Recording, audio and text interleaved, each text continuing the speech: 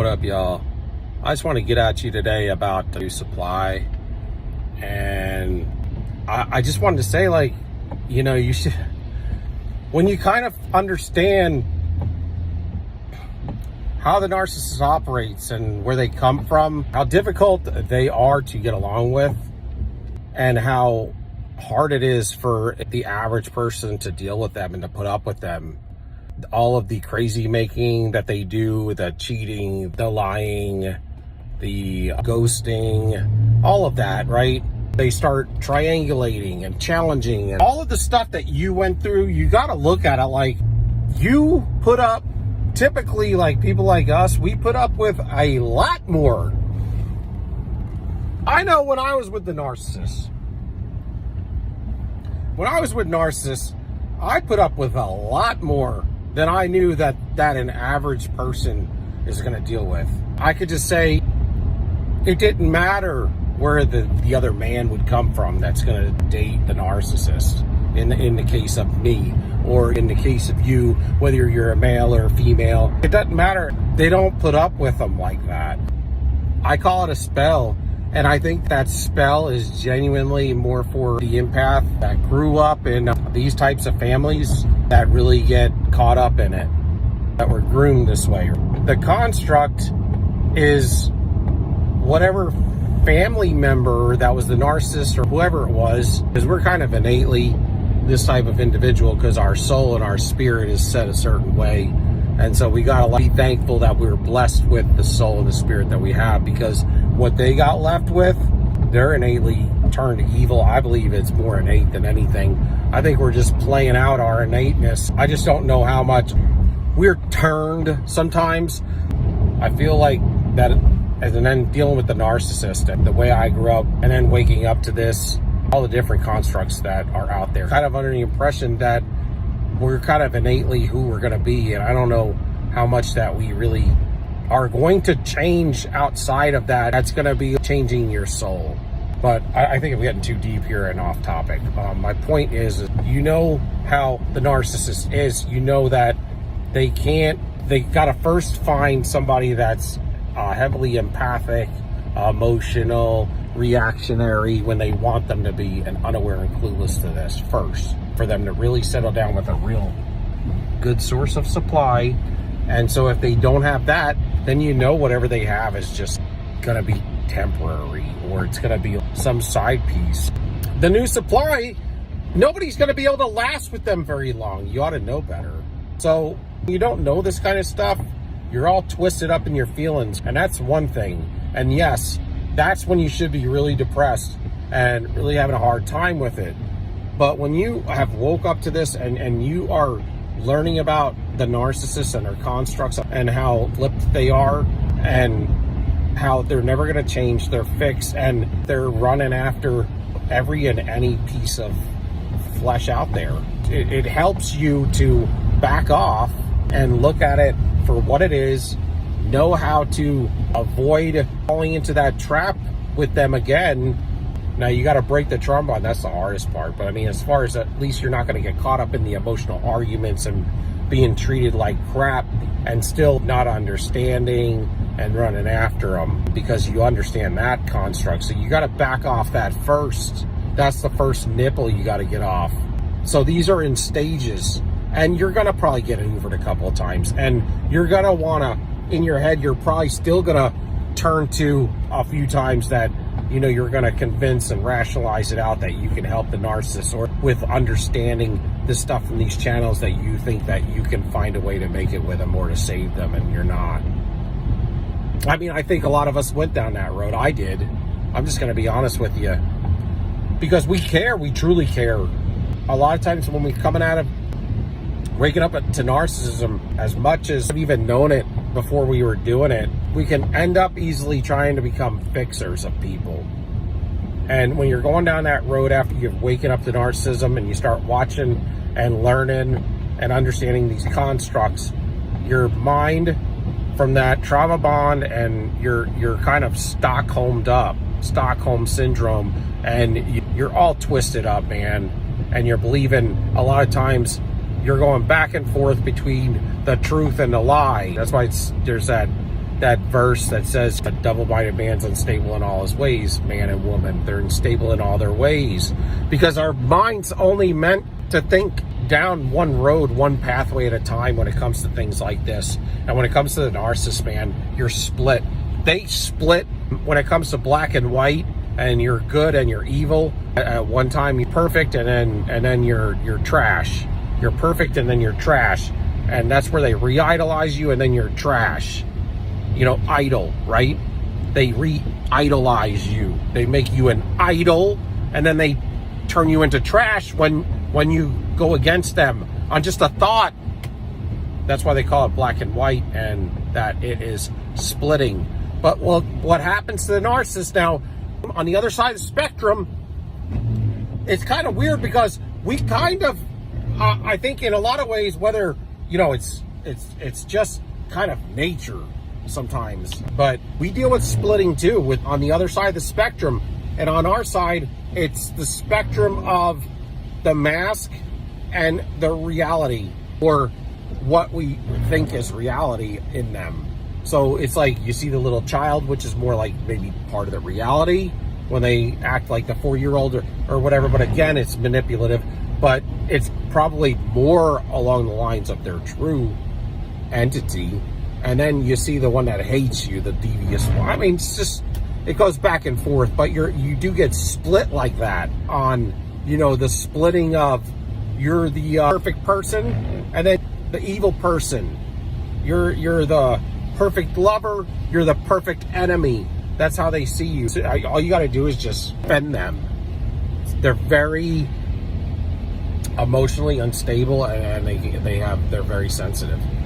And that's what I believe, that innately that they were weak.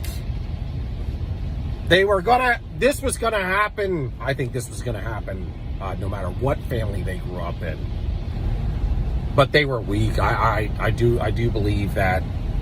But I also believe that we're not just, we get born into families. Okay, if you do believe that there is a God, then you have to know that if he created all of this, that nothing's by accident. And a creator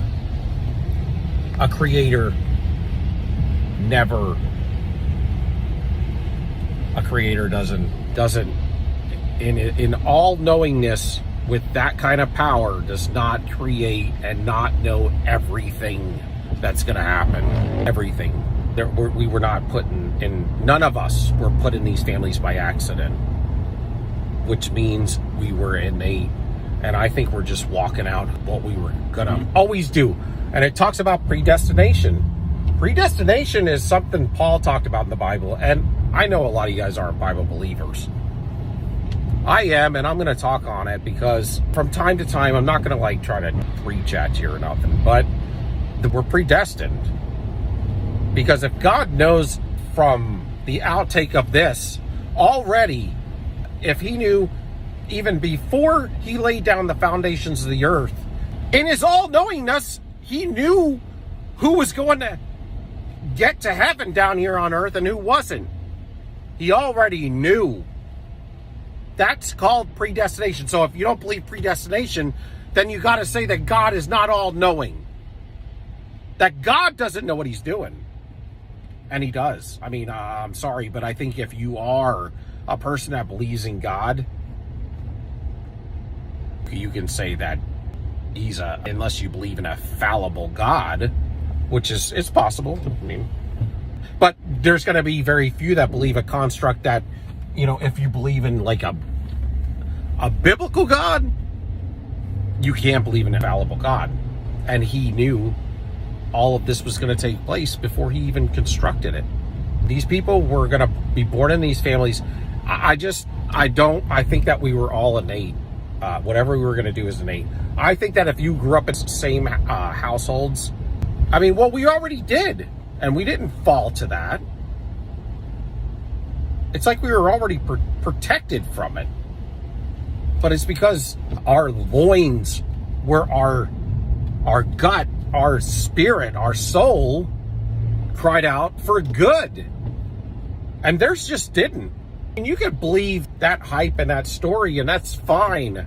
I think that a lot of times that is what has become the result of what was already done before it happened. In my humble opinion, there's no other way of looking at it for God to be fair and for that to happen. And he's fair. Anyway, I'm way off topic. But the new supply is it's not loved. You weren't loved. The new supply wasn't loved. And anytime you're with a narcissist, you're wasting your time. Anytime you go back to the narcissist, you're wasting your time. And I get it because I went through it. And it sucks. I mean, the problem with it is you meet somebody and you walked into that fairy tale. And when you walk into that fairy tale, and then you gotta come out of that fairy tale, it's weird because you will never believe a fairy tale again. Once this is all over, you'll never believe the fairy tale again. But I think you might have some small memories of that love bomb phase that were hard to equate in your future because it was fake. You were out in fairyland for a few days. There was a few days where it felt really good. Really good. Like you felt really completely whole for once in your life. When you've never felt really whole and you kind of felt like that, even if it was a fairyland. But you did have a few with the narcissist.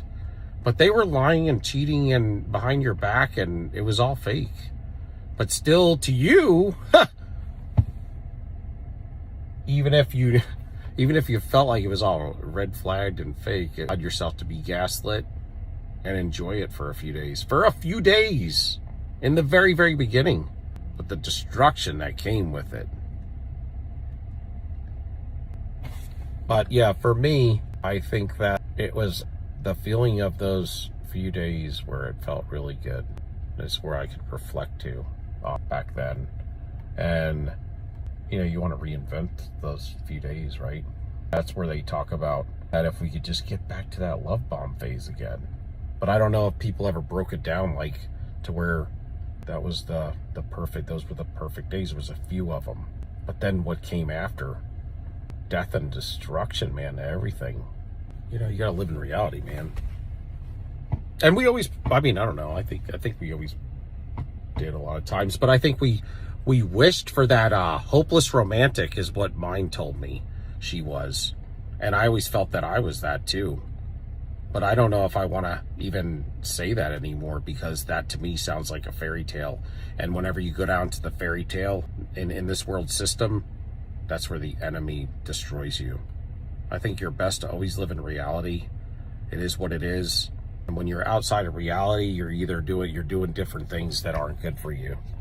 Either getting love bombed from some idiotic narcissist that's taking advantage of you, or who else does this? People who do drugs that really get out of themselves, right? That's a fairy tale as well. And that's destruction. It's fake. I mean, getting high is fake, man. That's like, there's nothing good in that. But you can, for a few minutes or a little bit of time, you can escape reality. But that's not what you want to do. Your best bet is to go through it and figure it out. If you need to heal, you heal. Anytime you get into a fairy tale from this world system, it's either from drugs or it's from like a narcissist.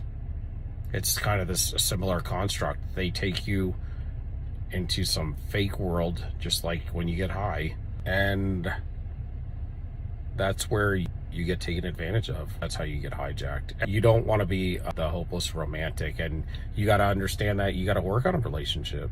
A good relationship, when in reality, you got to work on it. You got to work on yourself, and you got to put hard work in. But you know what? You feel really good inside when you put that hard work in. And yeah, I mean, you don't want to go to the gym. You don't want to eat right or to read the word, to pray or meditate. I'm just saying, like, whatever, or grounding, hiking, these things are hard, and to work on your relationship and to read books on ways to heal and the trauma that your body has taken in that you need to release. You know, sometimes deep tissue massages releases trauma that your body has accepted and it's stuck in there.